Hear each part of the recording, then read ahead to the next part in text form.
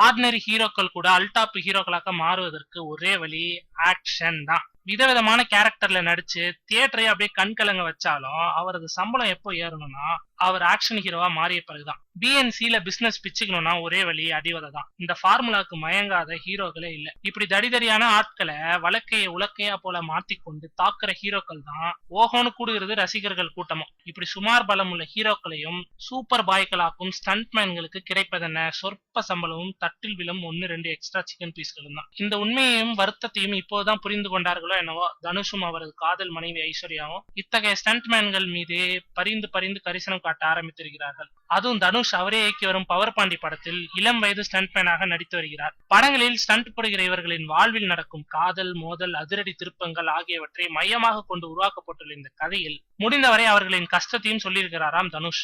ஐஸ்வர்யா இயக்கி வரும் இன்னொரு படம் முழுக்க முழுக்க சினிமா ஸ்டண்ட் ஆட்களை பற்றிய கதைதான் என்பது ஏற்கனவே அரசியல் புரசலாக அறிந்ததுதான். மத்திய அமைச்சர் வெங்கையா நாயுடுவை சந்தித்து ஸ்டண்ட்மேன்களுக்கும் தேசிய விருதுகள் வழங்கப்பட வேண்டும் என்று அவர் கோரிக்கை விடுத்ததுதான் உங்களுக்கே தெரியுமே.